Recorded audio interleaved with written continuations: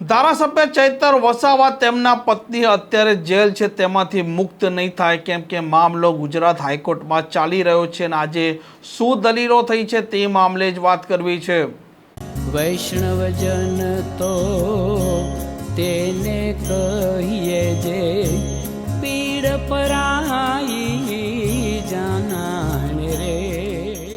નમસ્કાર, આપ જોઈ રહ્યા છો નવજીવન ન્યૂઝ અને હું છું આપની સાથે તોફિક ગાંચી। નર્મદામાં જે પ્રકારે ભાજપ અને આમ આદમી પાર્ટી છે તેના વચ્ચે ટક્કર ચાલી રહી છે, નેતાઓ એકબીજાના પ્રત્યે આરોપ લગાવી રહ્યા છે અને જે પ્રકારે સ્થાનિક સ્વરાજની ચૂંટણીના પરિણામો નર્મદામાં આવ્યા જેમાં ચૈતર વસાવા જે એક મોટા ચહેરા તરીકે ઉપસ્યા અને તેમની મહેનત રંગ લાવે છે અને તે જિલ્લા પંચાયત 4 તાલુકા પંચાયત કબજે કરે છે અને ભાજપમાં તે સપાટો બોલાવી દે છે। ત્યાર પછી માનવામાં આવતું હતું કે આગામી 2027ની વિધાનસભાની ચૂંટણીમાં પણ ચૈતર વસાવા નવા જૂની કરે તો પણ નવાઈ નહીં। જો કે ચૈતર વસાવાના પ્રચાર અને રણનીતિના વચ્ચે વર્ષ 2023નો નર્મદા સેશન કોર્ટમાં એક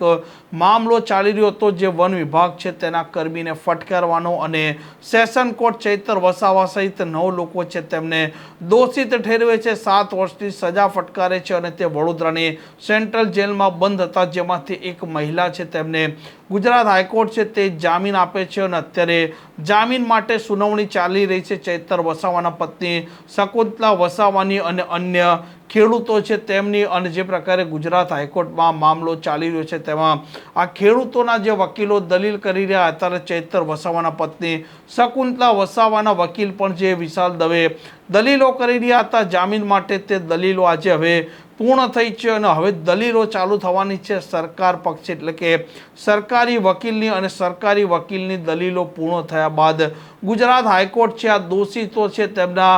જામીનના મામલે નિર્ણય લેશે। એટલે કે હાલ ચૈતર વસાવા તેમના પત્ની સહિત જે 8 લોકો અત્યારે જેલમાં બંધ છે તેમને અત્યારે જેલમાં જ રહેવું પડશે અને આવનારા દિવસોમાં હવે સરકારી વકીલની દલીલ બાદ નિર્ણય લેવાશે કે તેમને કોર્ટ જામીન આપે છે કે નથી આપતા। જો કે ચૈતર વસાવાએ હજી સુધી આ મામલે જામીન માટે કોઈ પણ પ્રકારની અરજી નથી કરી કે સ્ટે માટે પણ અરજી તેમણે ગુજરાત હાઈકોર્ટમાં નથી કરી અને જે પ્રકારે હવે આ મામલો છે આ મામલો અત્યારે ગરમાઈ પણ રહ્યો છે અને સૌ કોઈ નજર રાખીને બેઠા છે કે હવે ચૈતર વસાવા ક્યારે બહાર આવે છે, તેમના પતિ છે તેમને જામીન મળશે કે નહીં મળે। આ પ્રકારના સમાચાર માટે નવજીવન ન્યૂઝ ચેનલ સાથે જોડાયેલા રહો। નમસ્કાર।